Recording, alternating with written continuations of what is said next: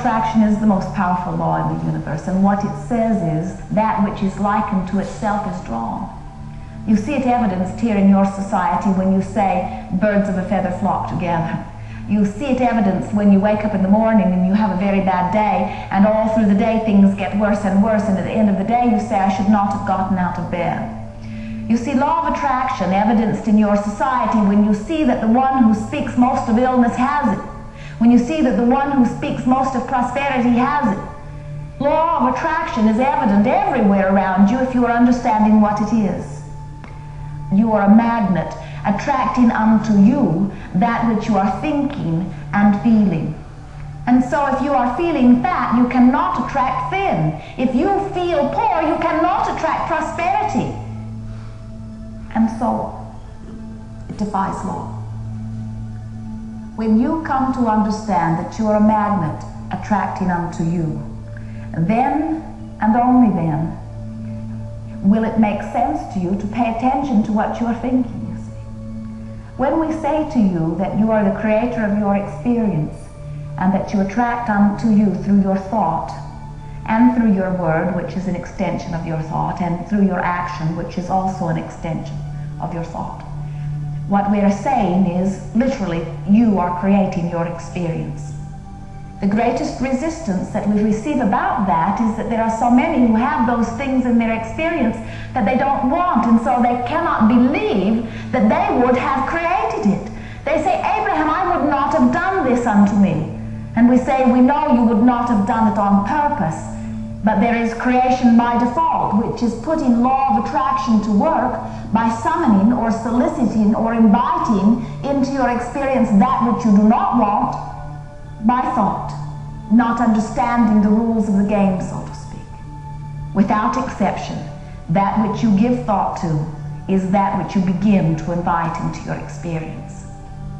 When you think a little thought of something that you are wanting, by law of attraction, that thought grows larger and larger and more powerful.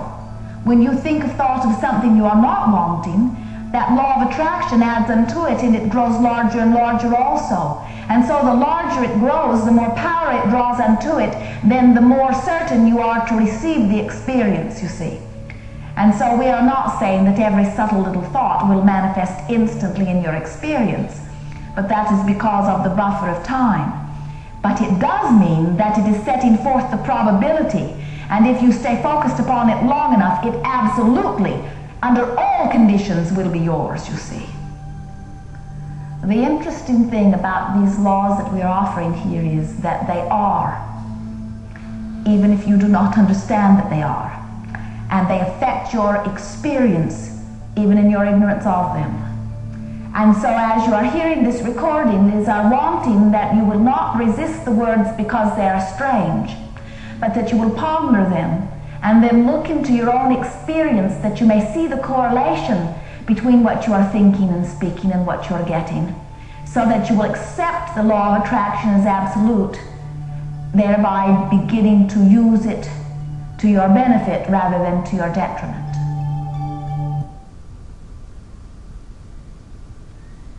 The next major law that you cover is the law of, as you call it, deliberate creation.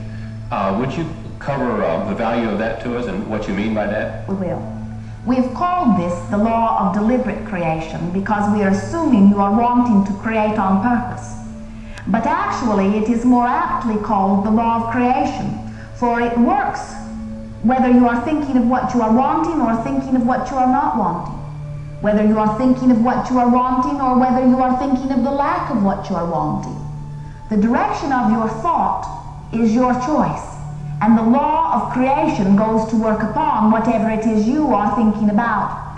And so as we are speaking of this, we are wanting you to understand that there are two parts of it, since you are here in this physical existence. If you were here in the non-physical, focused as we are, you would notice only half of the equation applying, for there is only the giving thought and receiving simultaneously.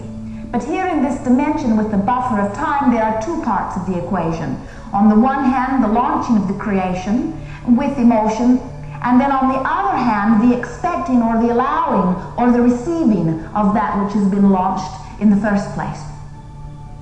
It is not easy for most of you to hear these words regarding creating through thought and to accept them wholly in the beginning. For you live in a physical world and you have seen so many taking action to make everything happen. And certainly we do not deny that action is an integral part of the physical world in which you live.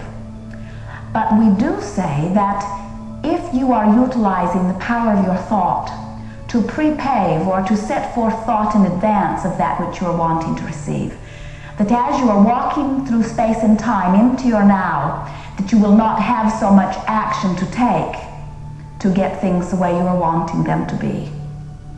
We have noted that your hospitals are filled to the brim with those who are taking action to compensate for inappropriate thought. They did not create the illness on purpose, but they did create it through thought and through expectation. And then they go to the hospital to take physical action to compensate.